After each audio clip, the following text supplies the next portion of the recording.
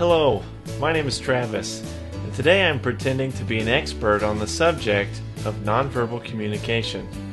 We will be looking at a very interesting phenomenon: why we make the faces we do when we are experiencing different emotions. We created a scenario common to the college experience. We gave back test scores to 5 students and recorded their reactions. As we watch the emotional students, I will pause to make commentary as I so choose, because, well, I'm the expert. That's what I do. Let's observe together.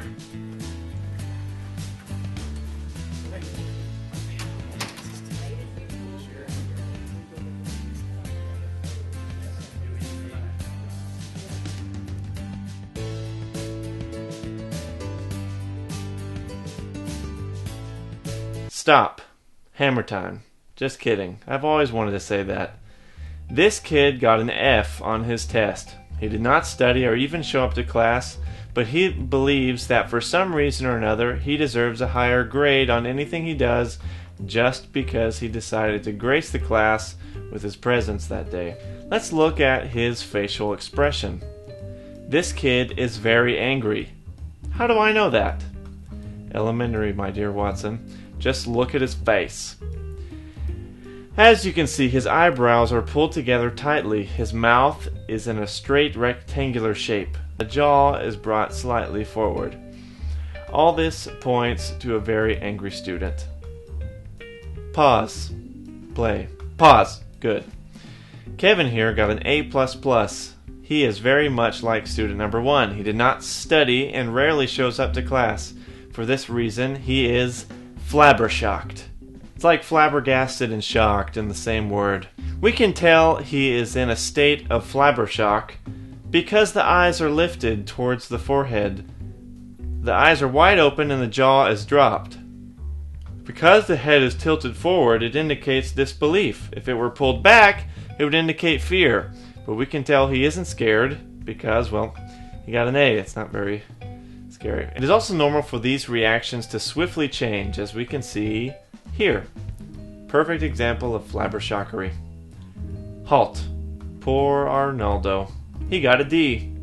He did study and knew all the material, but because Venezuela and Argentina were playing football the night before, he stayed up the entire night partying with friends and finally fell asleep halfway through the test.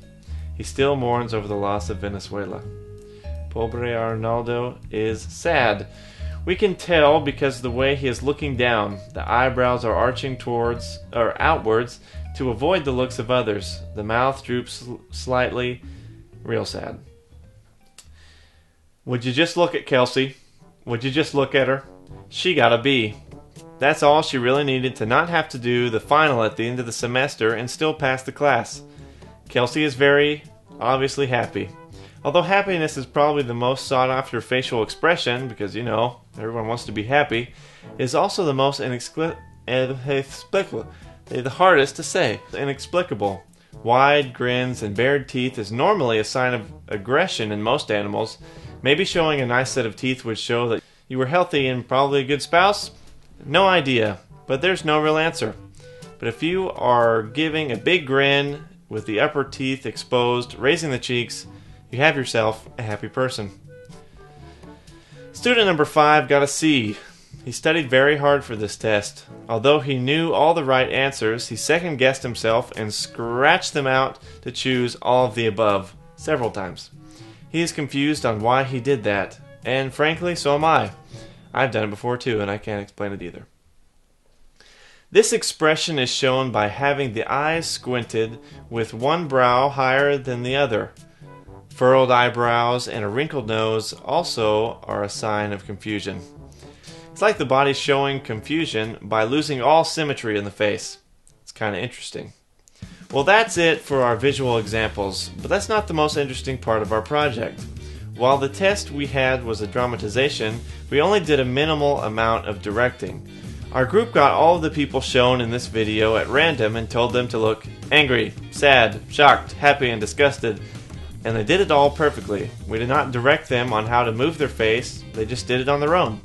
This goes to prove that these expressions are, for the most part, universally cross-culturally recognizable, seeing as we had students from various backgrounds in the video.